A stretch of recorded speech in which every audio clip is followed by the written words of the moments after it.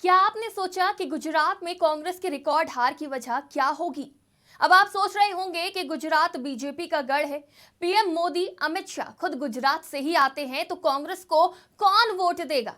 इसलिए कांग्रेस हार गई। लेकिन आधी सीटें भी न जीत पाना, क्या कांग्रेस का वजूद गायब हो गया है गुजरात से? या कांग्रेस का वजूद कभी था ही नहीं गुजरात में?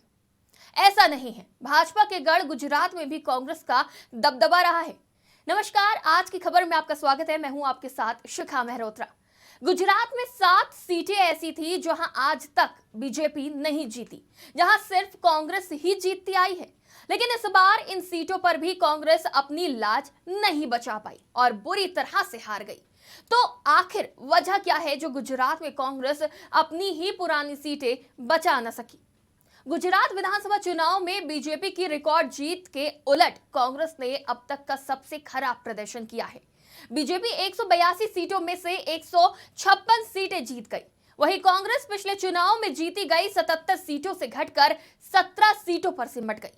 गुजरात में बीजेपी की जीत से ज्यादा चर्चा कांग्रेस की हार को लेकर हो रही है। अब अगर जानकारों की माने तो उन्होंने कुछ प्रमुख वजह बताई है।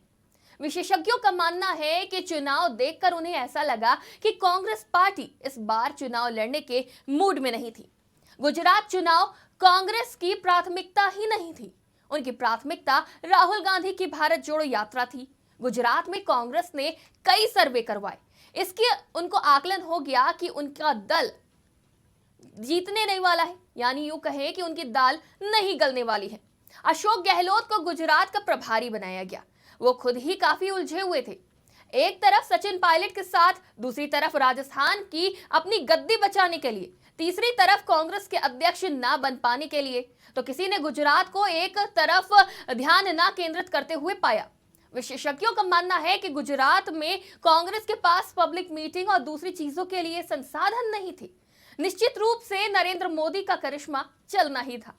इसके अलावा कांग्रेस में भाजपा को जितनी भी चुनौती देने वाले लोग थे, चाहे वो हार्दिक पटेल हो या अल्पेश ठाकोर हो, सबको तोड़ तोड़ कर बीजेपी अपनी तरफ ले आई। कांग्रेस को तो नामांकन के बाद भी कुछ ऐसे लोग थे कांग्रेस के जिन्हें खींचकर बीजेपी अपने खेमे में ले आई। आंकड़ों को देखेंगे तो पता चलेगा कि आम आदमी की मौजूदगी से सबसे ज्यादा नुकसान कांग्रेस को हुआ है, जबकि ऐसा माना जा रहा था कि आम आदमी पार्टी से बीजेपी को गुजरात में नुकसान होगा। 45 सीटों को आम आदमी पार्टी ने कांग्रेस के लिए बिगाड़ दिया। बीजेपी ने माइक्रो मैनेजमेंट कर एक एक सीट पर प्लानिंग की।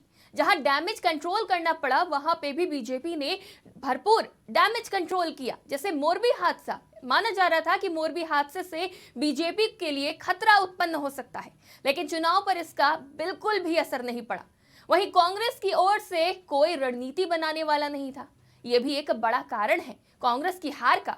ऐसा माना जाता है कि गुजरात को विकास और हिंदुत्व का कॉकटेल पसंद है।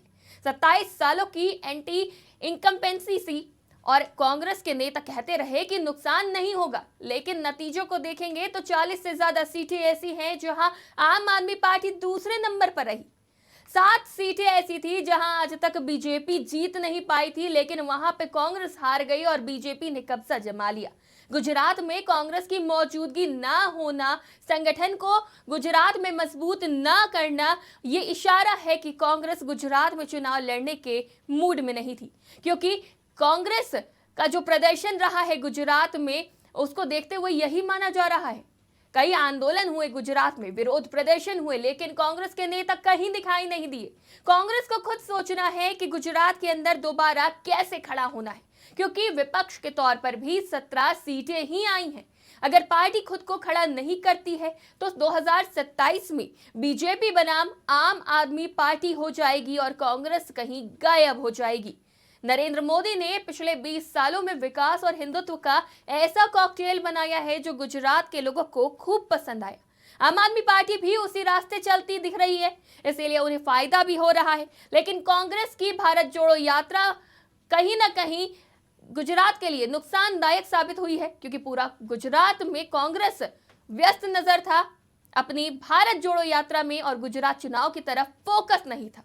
अब देखना यह होगा कि कांग्रेस को भारत जोड़ो यात्रा कितना फायदा पहुंचाती है। गुजरात की हार से कांग्रेस कोई सख्त कदम उठाती है, सबक लेती है, या हिमाचल की जीत से संतोष कर शांत बैठ जाती है।